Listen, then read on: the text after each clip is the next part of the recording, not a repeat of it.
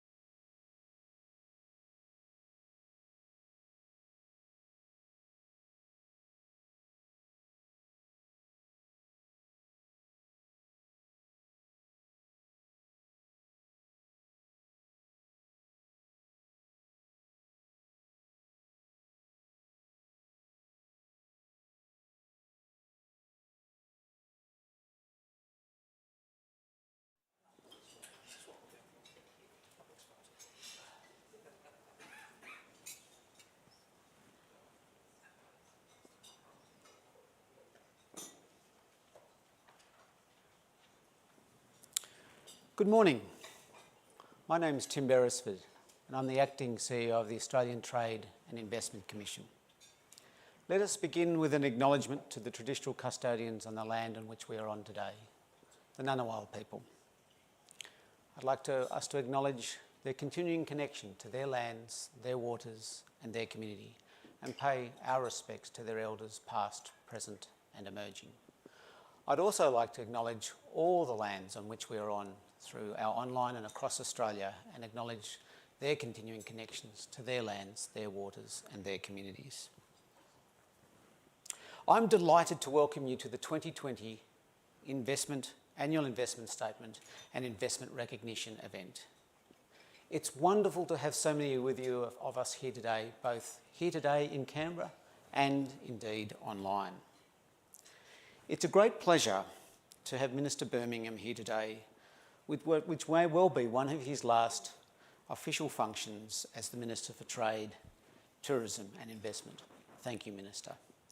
Thank you for your leadership and your championship of trade, tourism and investment over the last couple of years. Thank you.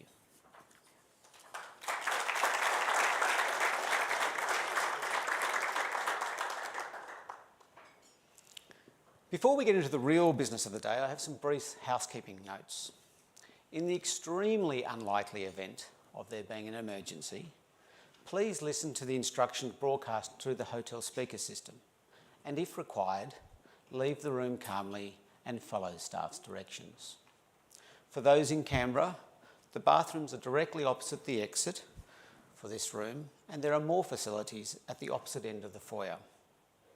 Please be aware that this event is being filmed and live streamed. If you don't wish to be filmed, please advise our event staff. Although the pandemic restrictions have been thankfully eased here in ACT, we do ask you observe social distancing and remain in your seats at the end of the event for some COVID-safe networking. Sanitising stations and tissues are available throughout the building and we are tracing attendance. In a moment, I'll invite Francis Adamson, Secretary of the Department of Foreign Affairs and Trade, to make some opening remarks. But for now, let's begin and take a look at a video that shows us why we're all here today. With our stable business and regulatory environment, skilled, creative and enterprising workforce, and our open economy, Australia attracts investors from all over the world.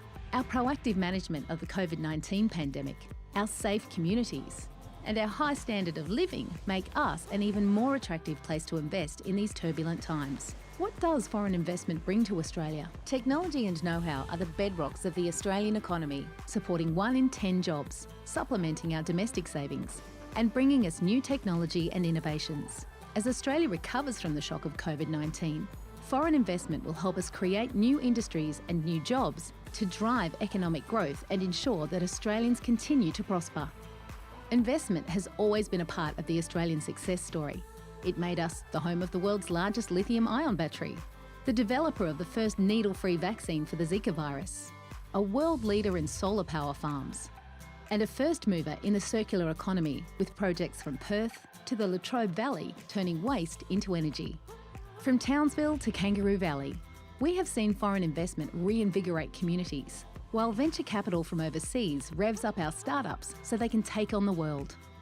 It's not just new investment. Many international companies are reinvesting in Australia, doubling down on their initial commitments because they have learned that Australia always delivers. Investment is a key contributor to the Australia we all want, a nation with a high-tech workforce, with industries of the future and opportunities for young and old. A stable and prosperous nation with the capital and innovation to make the most of our resources.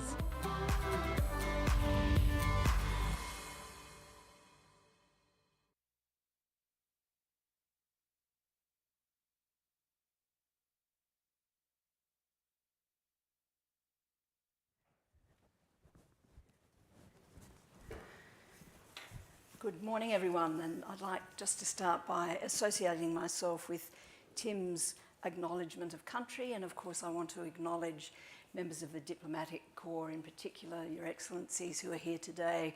I know that you work so hard not only on our diplomatic relationship to take that from strength to strength, but our trade and investment relationship also. And I want to also acknowledge the very strong partnership between DFAT and Austrade. We used to say that we worked hand in hand. I think probably we now say we work elbow to elbow, but we do work very closely indeed. And one of the reasons we work so closely is that we've been very fortunate to have in Simon Birmingham a minister who is very driven and drives us, if I might say so, to achieve outcomes. Much of his work this year, if we cast back to the very beginning of the year, had a strong tourism focus for obvious reasons, as bushfires across Australia wreaked damage, and he encouraged everyone to think afresh about tourism and to help those regions most directly affected. He's also had quite a bit to say about trade matters, as many of you will have noticed. I think, Simon, there were 8 transcripts yesterday, unless I missed one, on important trade matters that are engaging us at the moment too. But he's also always had an eye to the long term. And whereas so much of what we've all done in the course of this year has been focused on the immediate or the very short term, ministers always had a focus on the longer term, on how we can drive economic recovery together. And there, of course, it's the business, members of the business community in the audience and joining in virtually, who've got a very, very significant role to play. I've been invited to set the scene for Minister Birmingham's speech. I've decided that I'll let him set the scene entirely himself. I know as a speaker it's much easier if you start with a clean slate. I want him to start with a clean slate, but I also want him to know, and picking up a point that Tim made really, how much my colleagues in the Department of Foreign Affairs and Trade and across the portfolio in Export Finance Australia, in Tourism Australia, ACR and of course Austrade, appreciate the very, very strong contribution that you've made, Minister. You were appointed just over 2 years ago. I think there are many of us who would have loved you to stay for quite a lot longer. In fact, High Commissioner George Brandis, in the thick of Australia-UK FTA negotiations, suggested to me on Monday that he might speak to the Prime Minister and convince him to let you stay in this role until that FTA was concluded. I would have been very happy, but I think being Minister for Finance and Leader of the Government in the Senate, you've had more than enough on your plate. But it's really important as we end this year that we do bring ourselves back to the longer term, that we do think about investment, that we do think about the advantages that Australia offers, the contribution that investment makes to a stable, peaceful and prosperous Indo-Pacific, about which the Foreign Minister spoke a week ago. So with that, let me thank you most warmly, Minister, for everything you've done with us. We'll be with you. We don't quite know how many days we've got between now and then, whenever it then is, but we promise you we'll make every day count. Please welcome Senator the Honourable Simon Birmingham, Minister for Trade, Tourism and Investment, for the purposes of today's annual investment statement. Thank you.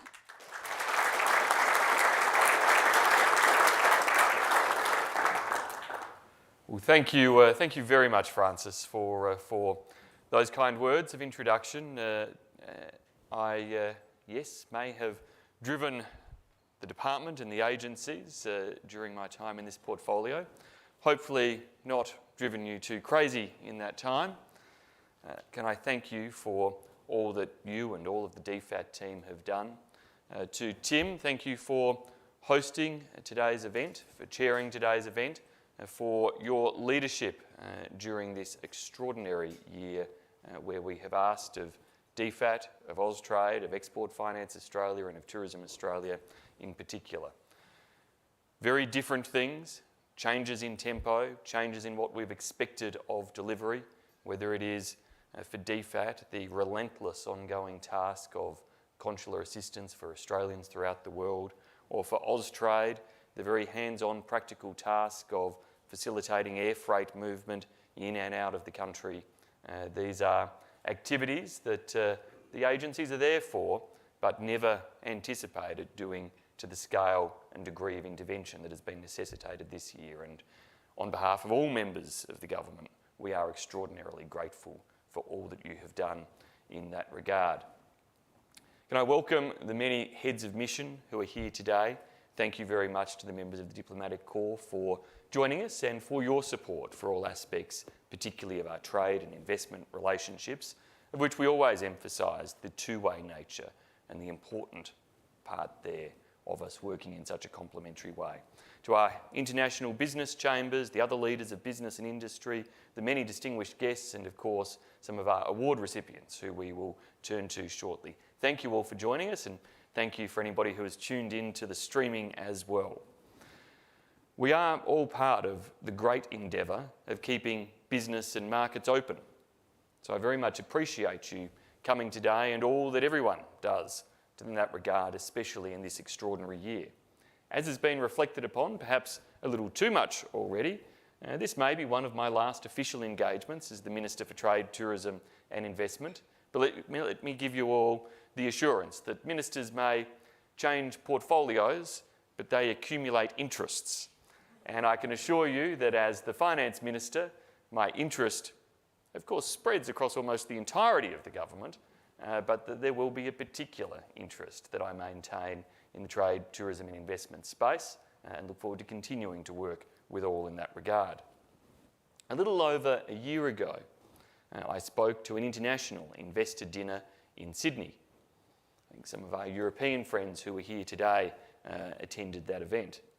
And it was an event with a theme not too dissimilar to this one in terms of the focus on the opportunities of investment. I boldly began my remarks with a question: how long can a good run last? I was, of course, speaking at a rather unprecedented time in Australian economic history. At that point, September last year, we were enjoying a rather unbelievable 28 years of consecutive economic growth. It was a record for any major developed economy. Nearly 3 decades without an Australian recession, even through the global financial crisis, the Asian financial crisis, and many other disruptions. I boasted that it was a record that any sporting team in the world, from Manchester United to the Boston Celtics to the All Blacks to Australia's Hockey Roos, or certainly my struggling Adelaide Crows, any of them would have envied. 28 years. Well, we got the answer to that question. A little sooner and much more spectacularly than I would have hoped. From September last year, it was of course only 3 months before the first reports began surfacing about a novel coronavirus. And we all know what happened after that. As the virus spread, governments around the world did what they had to do to try and shut it down. And the toll on national economies and the global economy and world trade came hot on the heels of the virus. Unprecedented and devastating economic impacts like nothing the world had seen since the 1930s. Like many economies around the world, our national performance has been dragged down by the twin elements of this crisis, the health and the economic disruptions. But Australia has weathered the crisis, both in a health and economic sense, better than just about all developed nations. In a health sense, the mere fact that we are here, gathered in this room, COVID safe, but also COVID free, able to do so in such close proximity, so freely in the daily moving about our lives, is a testament very much to the successful management here in Australia. Economically, we entered the crisis with a balanced budget, strong employment and a trade surplus. From this base and with an effective response, we experienced a smaller fall in GDP than every other advanced economy over the first half of 2020. And that means we positioned to come out of the crisis and go into a steady recovery over a sustained period of time. Today I'm here to speak about investment. And the first question we need to address, any investor needs to address, is why Australia? I want to make the point that while the pandemic has affected us, like it has affected all nations, our fundamental economic health remains robust. To continue with the sporting analogy a little, it's still worth backing Team Australia because our run of success wasn't broken by any other player or newly successful team, but rather by an external shock that has affected the growth of every economy on Earth. Our economic success over the preceding 3 decades wasn't just luck.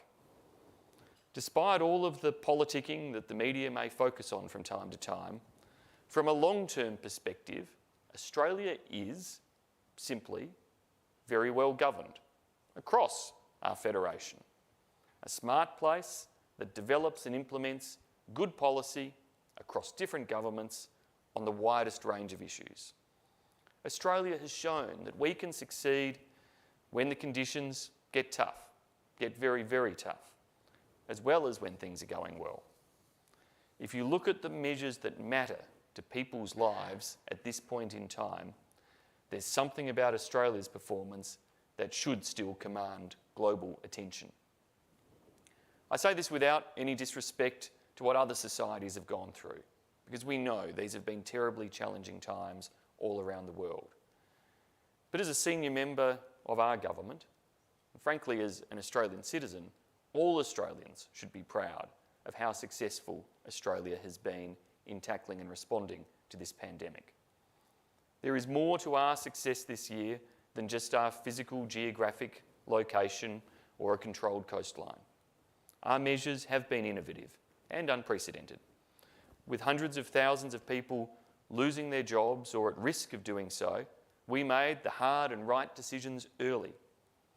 That includes the health and economic side, encompassing all of the various measures the government has had to take to protect Australians and to make our economy more resilient in the face of this shock.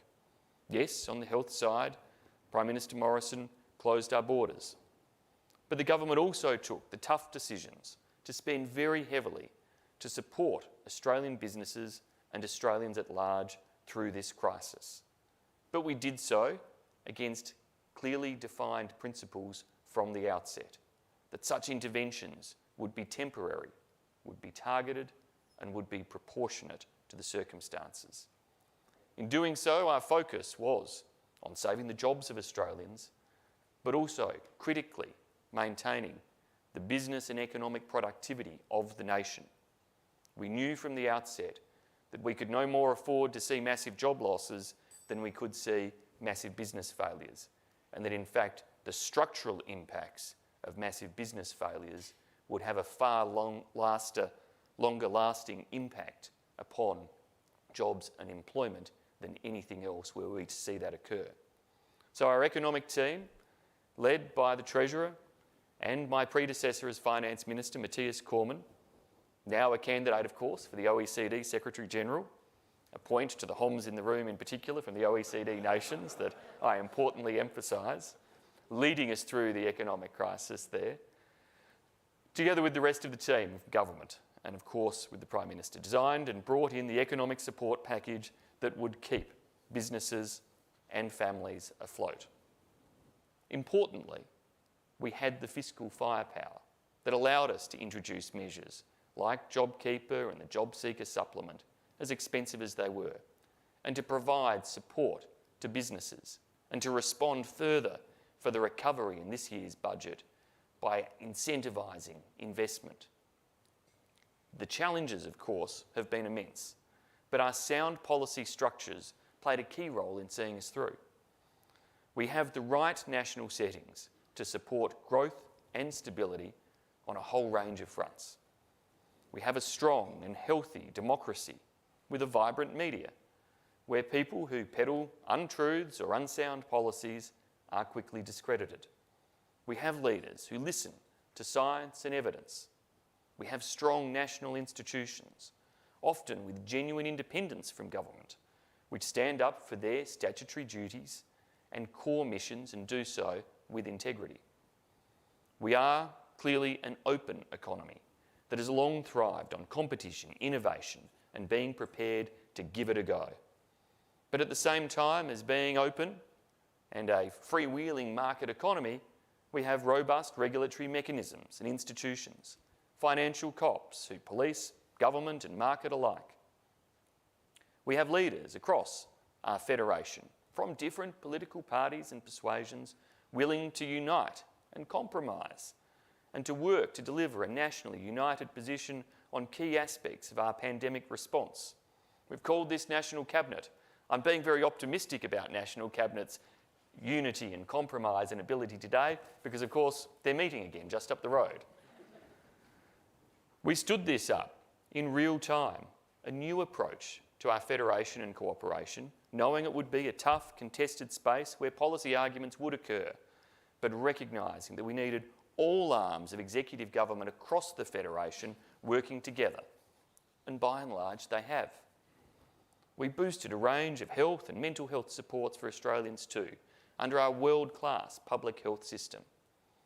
Now, in December, we are seeing the benefits of our sustained efforts, with a recent Reserve Bank of Australia report confirming that JobKeeper alone saved at least 700,000 jobs. This support still has a long way to run, and our endeavours to restore employment and opportunity remain as we pivot in accordance with those initial principles of support being temporary, targeted and proportionate, which means the nature of that support obviously changes over time. But already, the ABS confirmed last week that Australia has emerged, at least technically, from our first recession in nearly 30 years. Even though there's no longer in our 28-year streak of growth and that has come to an end, you can see Australia is still in a position of strength, primed for the journey of economic recovery and with most of our domestic economy back at work. Another key plank of our economic resilience is trade. And here the government is continuing to forge closer economic relations with other countries through an active agenda on free trade agreements. Agreements with Hong Kong, Peru and Indonesia all entered into force just this year. PACER Plus, the regional agreement between Australia, New Zealand and several Pacific Island economies, will enter into force this Sunday, 13th of December, an opportunity indeed to make sure we continue our crucial role of supporting the recovery of our Pacific Island family and friends. The government is also busy negotiating new free trade agreements, building on those that entered into force this year and the many others that we have delivered in recent years with the UK, with the European Union, with the Latin American countries of the Pacific Alliance.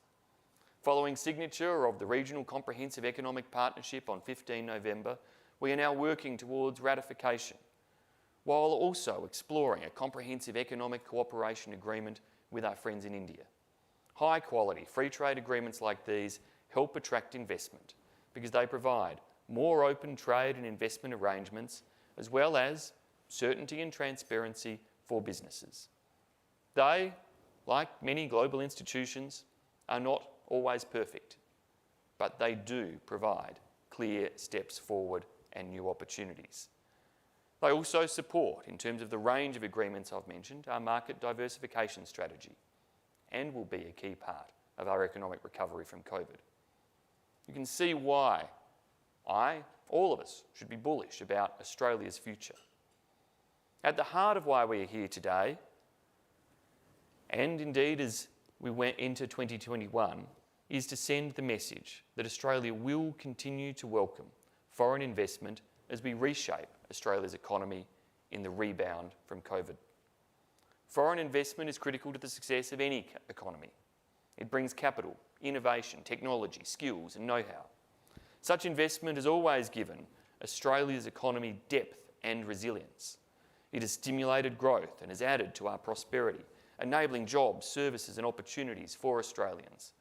And it will do so in 2021 and beyond too.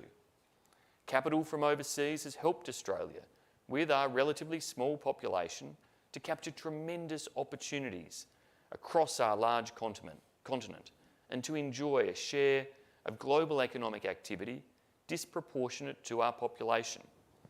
It is our economic performance as a country that makes us the 13th largest economy in the world that gives Australia a seat at the G20 and that helps to make us an influential global middle power. Australia is better placed to compete in an integrated global economy because foreign investment provides for much needed infrastructure and enhances Australia's skills base.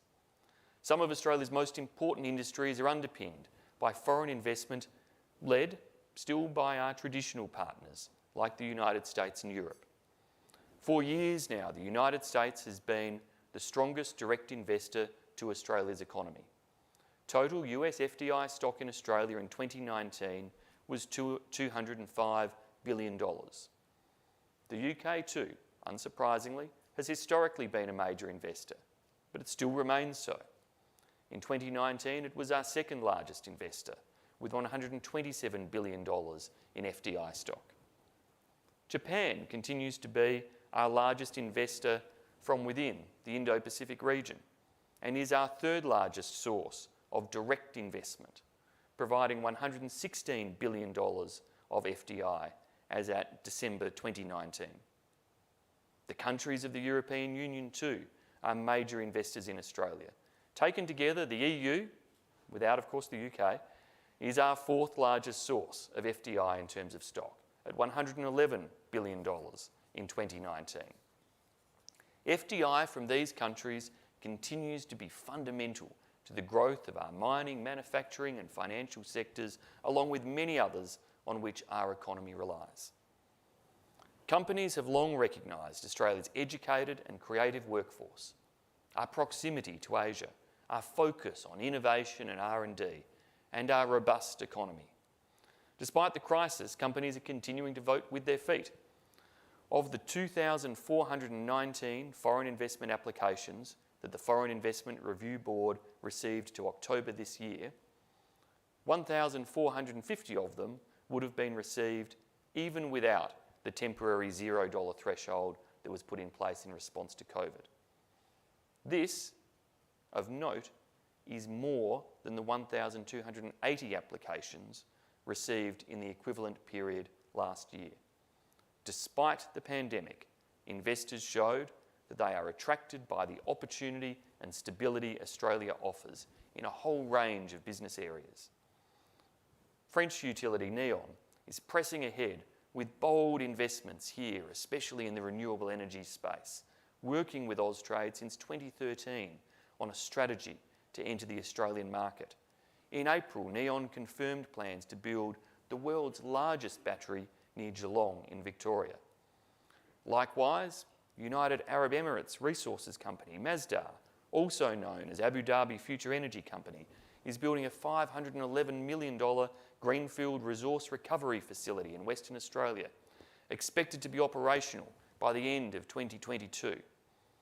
Over the last decade as well as this year, we have seen strong investment from China in areas as diverse as minerals, LNG and agriculture, through to food processing, major infrastructure and tourism. We are keen to see and welcome more of this. Japan's Marubeni and Hong Kong's MTR Corporation have invested millions of dollars in the Sydney Metro City and Southwest PPP project, Australia's largest public transport project. Vancouver-based Asterion is developing the world's largest medicinal cannabis facility on the outskirts of Toowoomba, an investment that could lead to an annual $2 billion export business. In January 2020, Novartis announced a commercial agreement with Cell Therapies to manufacture Novartis's cancer treatment, Kymriah. And in April, Hong Kong's CVX Semiconductor launched its engineering and research capability in Adelaide. Wipro, one of India's leading tech companies, opened a new cyber research development centre in Melbourne in December of 2019. There are many more such examples, and importantly, I could give similar examples of outbound FDI, of Australian companies making investments in many other countries around the world. Australia supports foreign direct investment because we know it is good for Australia. In all, foreign direct investment supports approximately 1.2 million or 1 in 10 Australian jobs. These companies contribute 1/4 of total Australian business output. They paid wages and salaries to workers in Australia, valued at some $82 billion, and they contribute 14% of Australia's total tax revenue from business. Equally, Australians expect investment in Australia to be on our terms, on our rules and in our interests. That has always been the strong position of our government, as it is of governments right across the world. Australia welcomes foreign investment for the significant benefits it provides, but also ensures that investments are not contrary to the national interest. To do otherwise would be to undermine the social licence that welcomes, allows and facilitates foreign investment. To remain competitive, we've been strengthening our foreign investment regime to protect national security while also seeking to make it easier for business to invest here through a new package of measures and reforms. A more timely, consistent, reliable and predictable investor experience must ensure that we continue to realise the benefits of foreign investment in Australia while maintaining community support and confidence. I'm pleased to speak here today following the passage in the Parliament this week of our full suite of foreign investment reforms, which will come into effect on the 1st of January and I trust provide those positive outcomes and experiences for potential investors. As well, Australia has a disciplined policy framework for investment. This year I set 8 national priority areas to guide our investment attraction and focus, from resources and energy to advanced manufacturing, digital technologies, agri-food, health, infrastructure, including in tourism, and the circular economy. Austrade has a dedicated investment focus and a network of 111 offices worldwide working hand in hand, elbow to elbow or otherwise, with our DFAT team to help turn the aspiration in those crucial sectors into reality. Austrade continues to engage with investors around Australia's long-term positive fundamentals, our high per capita income, our sustainable economic growth, our open policy settings, our strong institutions, and of course, our highly skilled and educated workforce and peoples. Despite COVID-19 and the disruption it has caused globally, in the 2020 financial year, Austrade managed to facilitate, in addition to the many trade responsibilities they carried, 117 inward investment projects facilitated with Austrade's cooperation with an investment value of $4.7 billion that creates or retain more than 8,000 jobs. In September, the Prime Minister announced a new global business and talent attraction task force to work alongside Austrade with a task force whose goal is to particularly identify and attract exceptional talent and high-value businesses to Australia. This will be a key part of our national recovery and support the government's own programs for job creation. The Prime Minister has charged Special Envoy Peter Verwer with running the task force across government. And Peter, thank you for being here today. I saw you earlier, I just can't see you now. There you are. Thank you very much. The task force will target apex enterprises and exceptionally talented professionals from business, culture and science, people with entrepreneurial energy and drive to innovate and succeed. Its establishment is a very practical demonstration of our ongoing support and desire for the best possible talent and our willingness to use our visa, migration and other settings to help make sure that we attract it. Friends and colleagues, this pandemic has changed much in the global economy, and its broader impacts across our societies will take years to unfold. But one thing has not changed. As we look to come out of this global downturn, every economy around the world, developed economy and developing economies alike, is going to need major investment. Australia has shown our strengths through this crisis. We are a cohesive, cooperative and well-run country. We are a resilient, skilled and adaptable nation. We are open and ready to welcome productive foreign direct investment. Our business fundamentals are as strong as any economy in the world. And we're ready for 2021. We are already on the comeback of economic recovery. We look forward to the years ahead and we look forward to the partnerships with all of you to ensure they are successful for all of our different stakeholders across all of our different nations. Thank you very much once again for your support and being here today.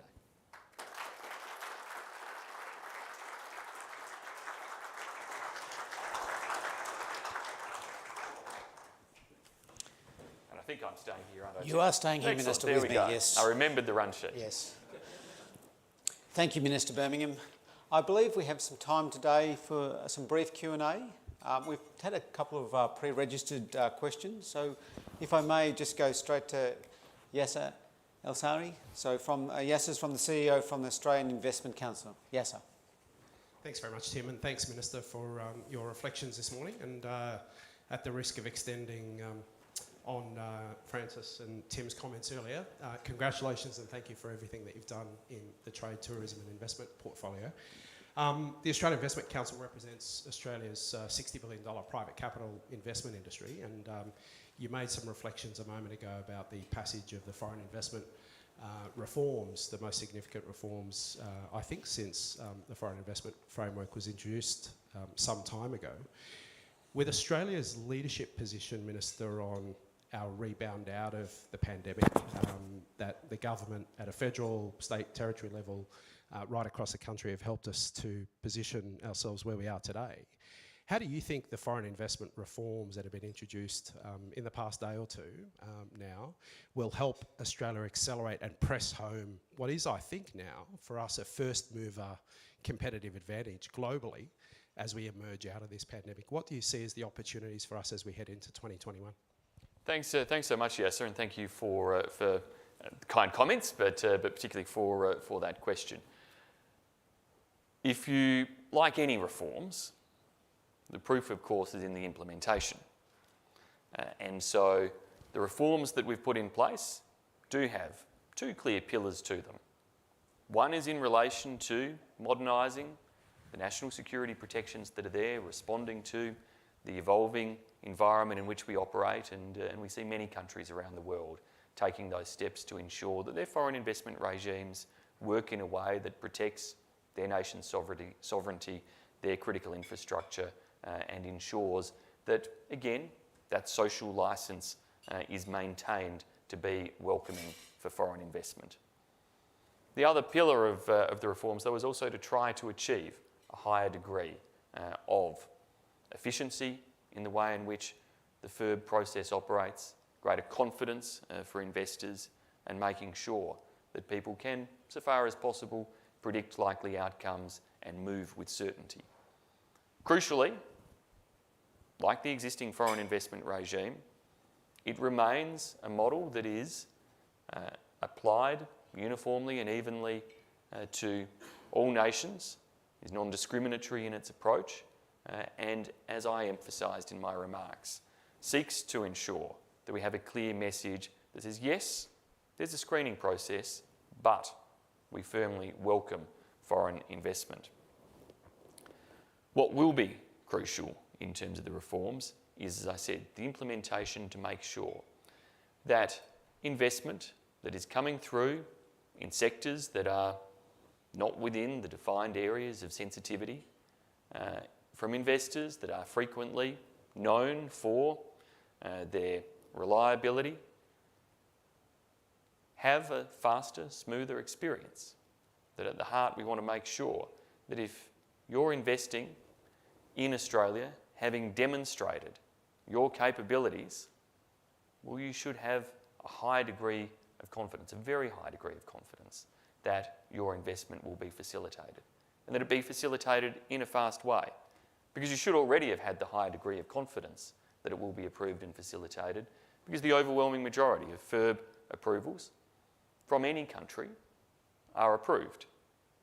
We have continued to clearly give that positive stamp of welcome by giving the green tick. But business says they want the green tick a bit faster at times, and we understand that because that goes to the heart of business being able to make investment decisions with certainty, whether it's in environmental regulation, planning laws, or other approval sectors. We as a government often espouse the need to try to make sure that business gets the certainty of faster approvals without compromising on the standards. And ultimately that's the dividend we've got to look to in terms of the implementation of these reforms, which aren't just the legal reforms but also additional resourcing being provided to the Foreign Investment Review Board to hopefully make sure that their systems can deliver that most positive experience for our investors. Thanks, Minister. Thanks, Yasser. A second question is from Professor Veronica Taylor from the Australian-Japan Business Cooperation Committee. Professor. Thanks so much. Minister, you mentioned the importance of Japan in your remarks, and last week we saw some spectacular success from the Japan Space Agency, JAXA, and its Australian partners in delivering a very successful mission by the Hayabusa 2 satellite. Against that background, what do you see as the outlook for science and technology investment in and with Japan, but more broadly? Thank you. I was reading the other day some notes around the Japan relationship, and apparently it's the 40th anniversary of the Australia-Japan Scientific Cooperation Treaty. Now our relationship has gone only from strength to strength since then, but it is a reminder of the length of history, not just in the areas that people expect, like the trade in resources that has been so long-standing, but in terms of those fields of scientific cooperation with such a valued partner like Japan. And yes, as South Australians, Francis and I, just to make sure, I might have been living here and elsewhere around the world for a long time, but I know where her heart lies. As South Australians, we're thrilled to see another step in terms of the re-emergence of our state and nation in terms of the scale of space industry cooperation and activity. Our government's decision to establish the Australian Space Agency a couple of years ago was, as I think I had to explain to people at the time, not a decision to try to put Australians on the moon or the like, but a decision to make sure that we were seizing the opportunities that our geography, but also our skills and technology and innovation provide to achieve more in terms of space industry and development, recognising that the technologies that spin around the globe above us are only going to continue to grow in their impact, and that we have both the geographical advantages that allow for the takeoff and landing, if you like, of satellites and other aspects of space, but also within that the skills, technology and know-how to contribute as we have in a long time. So I think the establishment of the Space Agency, the complementarity that has with the large step up in terms of our defence investment in recent years, and the complementarity of those sectors for the development in and investment in defence industries and space industries are huge parts of the focus for potential cooperation around the world, and they do all rely upon that cooperative approach.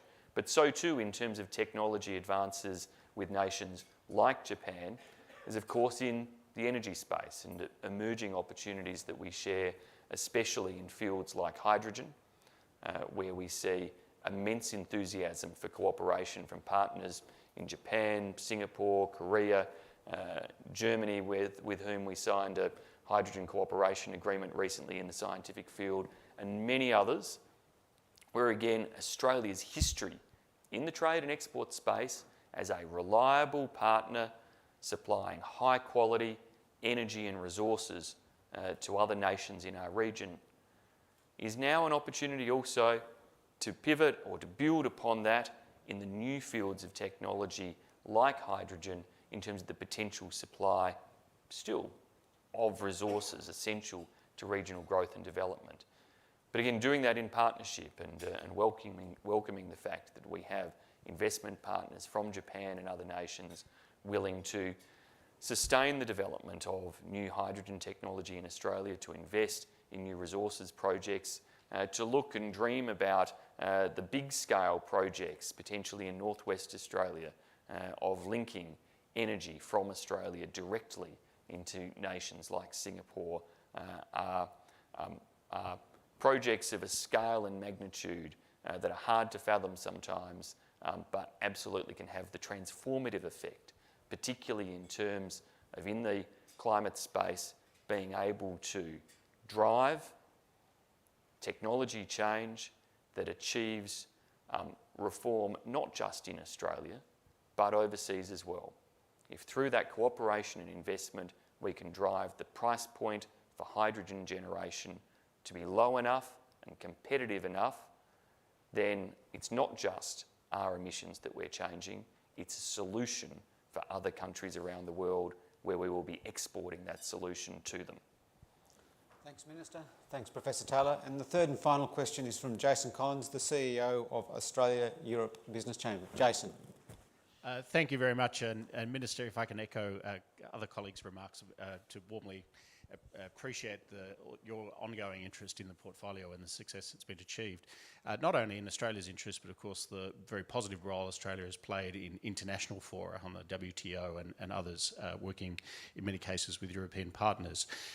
Minister, Australia has achieved a great deal of success in its network of free trade agreements across the region with major trade and investment partners. The negotiations with the European Union and the UK will go a step further to substantially complete that portfolio. Minister, we know that there are issues around market access, the traditional sort of free trade agreement negotiation areas, but also areas of standards, digital economy, sustainability, so many other areas, and we very much welcome the level of ambition in these two negotiations. My question is, how do you see the new gold standard, which is very much at the heart of where these negotiations are headed? And we welcome, once again, the progress that has been made to date. Thanks, Jason. And you're right in terms of reflecting on the fact that trade agreements have grown enormously over the years, not just in terms of the network of them that exists, but the nature of what they seek to cover.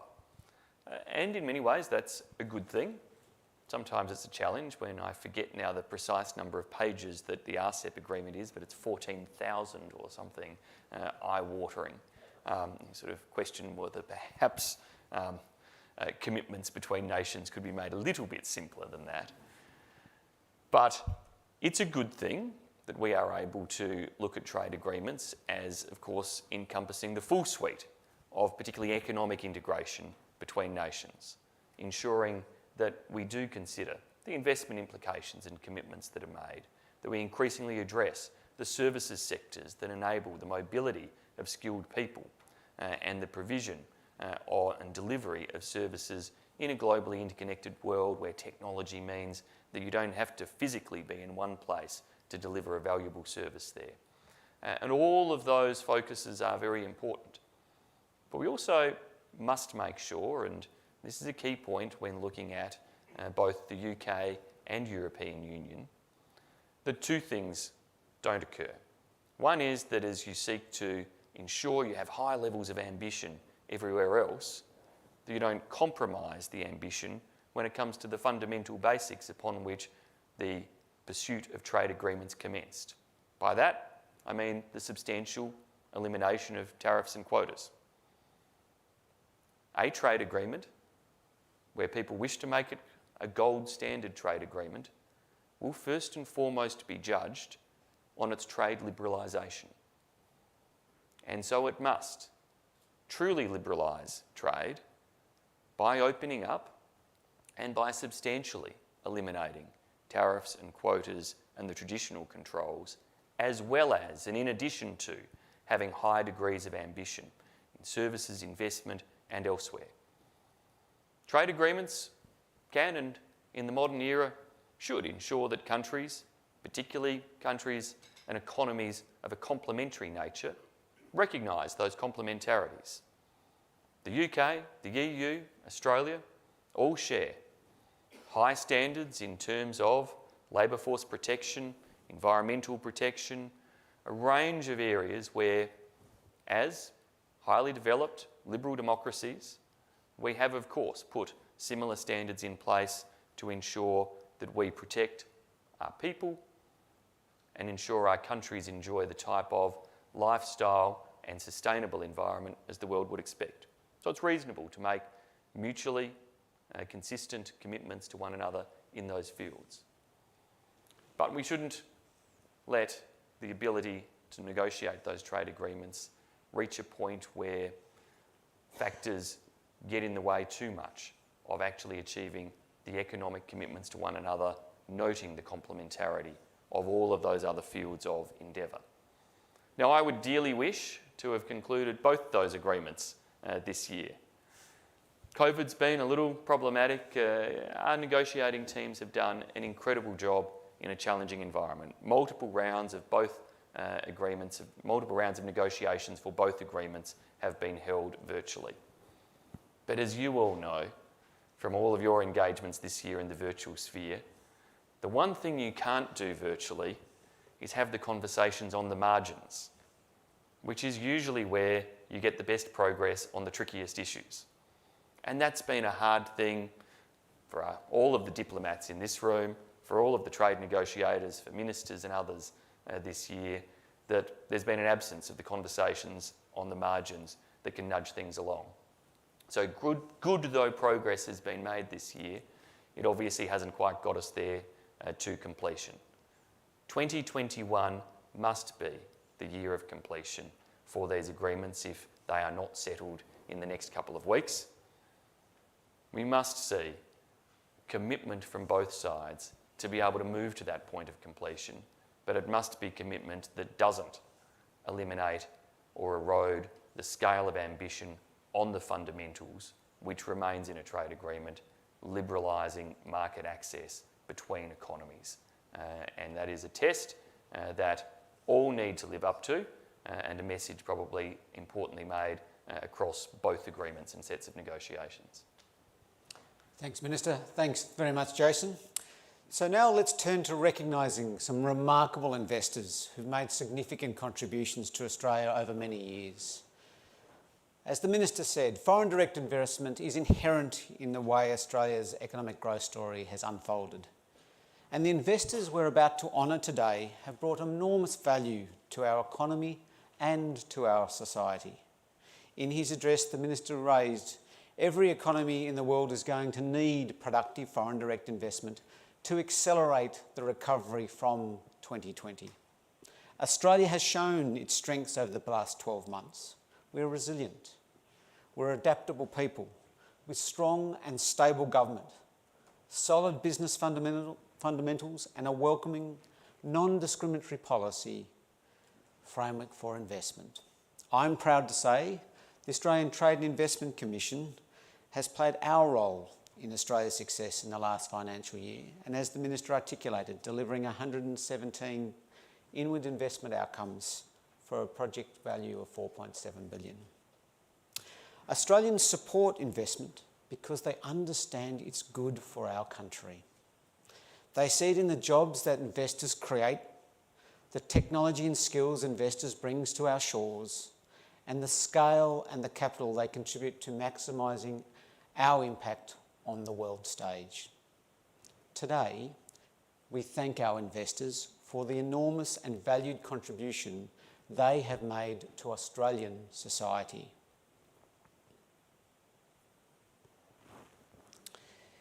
On that note, it is our pleasure to recognise Accenture as our significant investor of 2020. In light of its investments in a new technology hub in Adelaide, South Australia. The hub will create 2,000 jobs over the next 5 years. Please welcome to the stage Bob Easton, Chairman of Accenture, Australia, New Zealand, and Melissa Waldron, Accenture's Australia Home Affairs Client Lead. As Bob and Melissa come up to the stage, let's watch a video highlighting their contribution.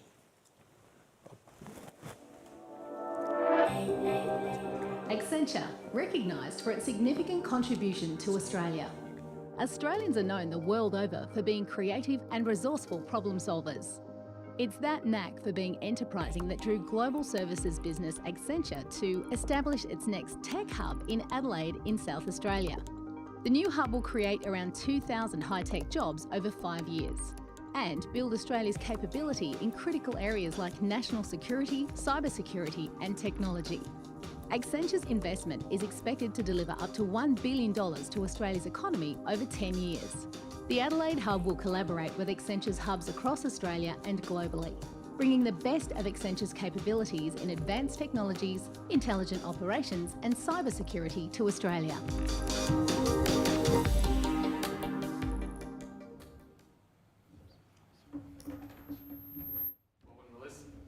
Bob and Melissa, thank you and congratulations.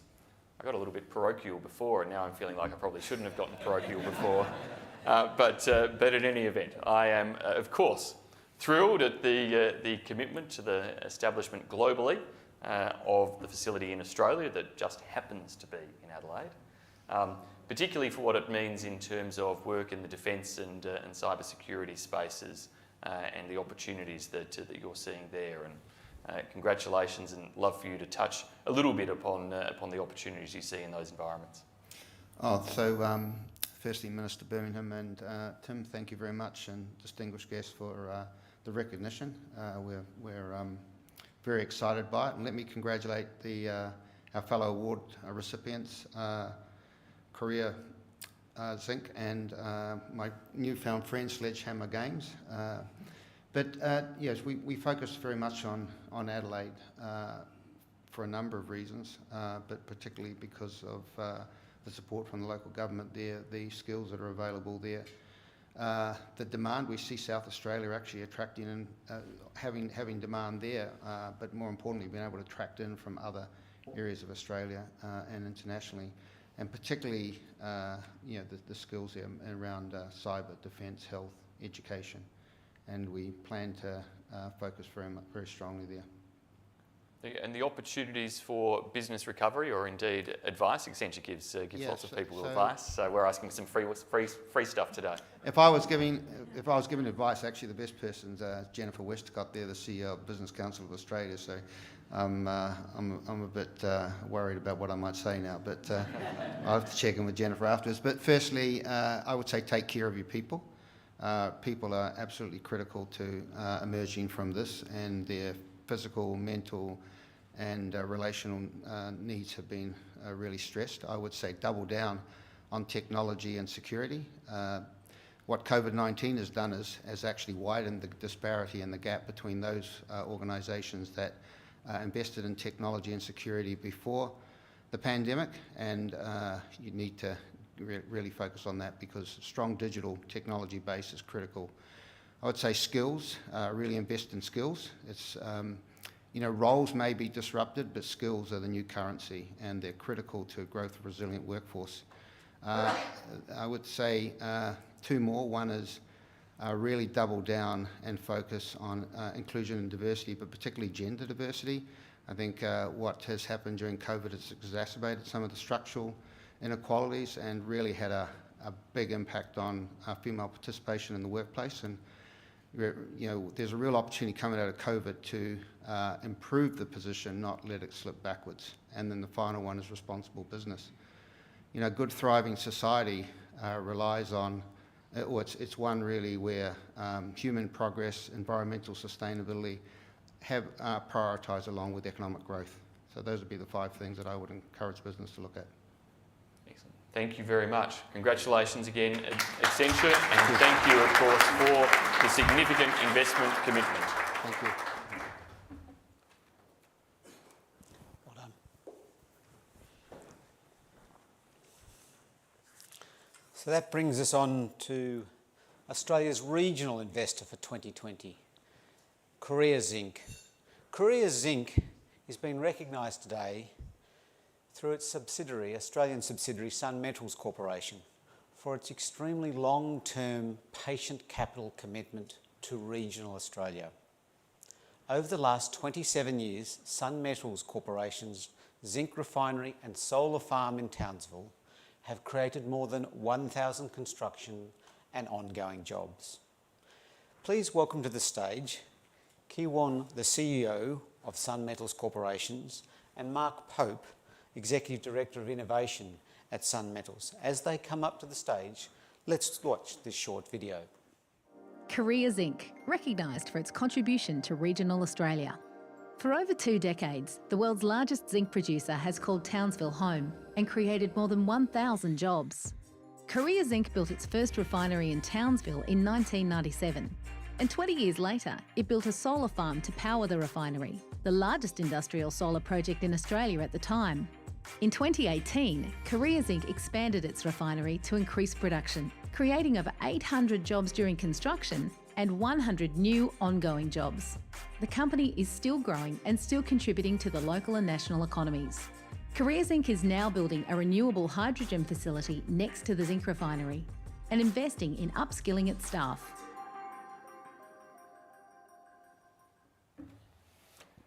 Kiwon, Mark, congratulations. Thank you very much for your ongoing investment and new fields of investment, particularly in Townsville. It feels like a lifetime ago that I visited your site, and just seeing those images reminding me of the scale of the renewable energy investment platform that you have made there. A contribution that is a significant one in terms of making Australia one of the world's leading nations in terms of the scale of particularly solar generation and renewable energy generation and investment across our nation and economic landscape. You keep coming back, pleasingly, for more in terms of your investment in renewables and now into hydrogen technologies, but especially into Townsville and regional Australia. What's the driver there that makes you see such particular opportunities? Thank you, Minister. Kiwon and I are honoured to represent Korea Zinc and accept the recognition today. For our refinery, we have access to the Northwest Minerals Province, which supplies about 50% of our ore. We have tertiary institution and trade institutions in Townsville that support with skilled workers, and a deep sea port for container and bulk handling. Into the future, we have had great support from the Australian and state governments through Trade and Investment Queensland and Austrade. We see the utilisation of Australia's A-class renewable assets as our big future play into the future. So we expect to proliferate those assets. Great, thank you. Well, resources, skills, infrastructure policy, a few messages for opportunities of industry that are complementary with what Accenture was saying, but a few messages for government as well in terms of the priorities that are necessary for us to continue to get investment back like yours. And thank you again to Korea Zinc, to Sun Metals for the significant investment in Australia, and what, particularly in a regional economy like Townsville, is just so hugely welcome. Congratulations. Thank you.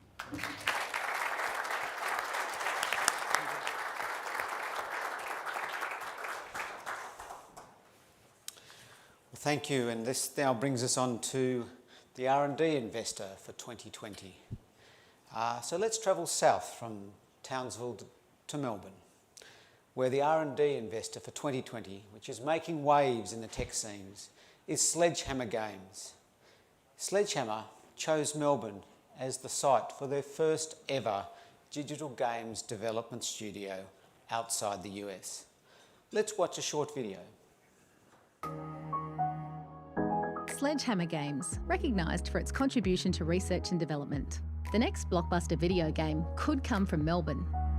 That's where Sledgehammer Games, one of the developers of the Call of Duty franchise, has chosen to build its only studio outside the US. Sledgehammer has a deep pool of talent to choose from in Australia. Despite the challenges of a global pandemic, the company has continued to grow here, from 5 staff to 80 in just 12 months, with plans to hire more. Sledgehammer is bringing new high-tech capability to Australia, boosting our already strong reputation for tech innovation, games creation and gamification.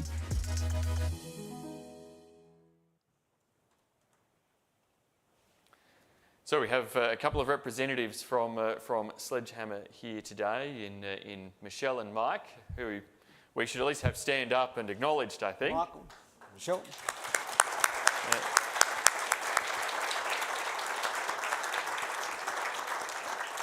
And it's pretty, it's a very exciting and amazing story and sector, of course. And Sledgehammer, I understand, has gone from 5 to 80 staff in just the last 12 months within Australia. choosing, recognising obviously the skill set within Australia for gaming technologies and the like. And I got to have a bit of a chat with Michelle and Mike beforehand, which was very welcome. But I think company policy has me asking you a question, Tim, to read on behalf of Sledgehammer, which is, I guess, to understand why Australia, what has made the proposition for Australia so compelling and unique. Thanks, Minister. And I'll read the statement. As you'd understand, a US-listed company, so they just wanted us to read the statement. So, when we, Sledgehammer, set out to establish a major games development studio in Australia, it was because we saw such a clear and obvious opportunity. We've had the chance to open a new seam of talent in a relatively untapped market, while building relationships with universities that offer world-leading course programming in game space. This was and is particularly exciting as it has meant that we could directly help to nurture and grow a whole new generation of games developers. We knew that we would find great talent in Australia, and we're happy to say that we've been proven thoroughly correct. From our initial team of 6 that kicked off in June 2019, we have grown to over 80 developers in just over a year. The growth has been phenomenal, and we're going to be expanding again in 2021 to just over 100 people. We have also secured our permanent studio facility in South Melbourne and look forward to cutting the ribbon on our state-of-the-art new space at the end of Q2 2021. We have been really heartened by the support we've received since announcing Sledgehammer Games Melbourne, from industry bodies such as IGEA and from the government, both federally and locally in Victoria. Australia is a great place to make video games, and we're extremely happy to be here celebrating the growth of our new team with you, and we wish more of us could be there in person today.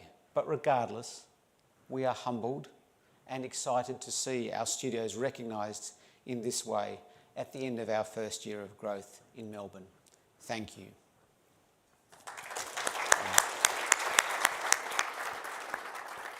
And our congrats and thanks to Sledgehammer again for seeing the opportunity in Australia, and to Michelle and Mike, thank you both. You're actually Canberra residents working for Sledgehammer's Melbourne office, and of course global positioning. But it shows that, of course, especially unsurprisingly in a tech sector like that, that the Melbourne presence, which is significant, is also spawning a range of job opportunities elsewhere around Australia, and we're grateful to have you guys along today.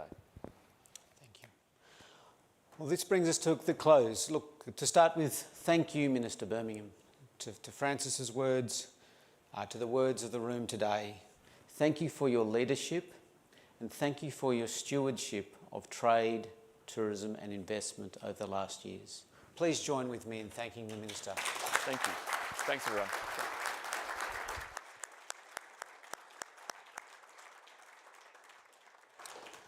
And special thanks to our honoured investors, our distinguished guests here in Canberra and across the country. Could I ask you please to stay seated, and Minister Birmingham will come by, or may come by your tables as he leaves, for some COVID-safe networking. Yes, the year of 2020. Our recording of today's event will be available on the website, on the Austrade website. Again, thank you all for joining us. Take care and stay safe. Thank you.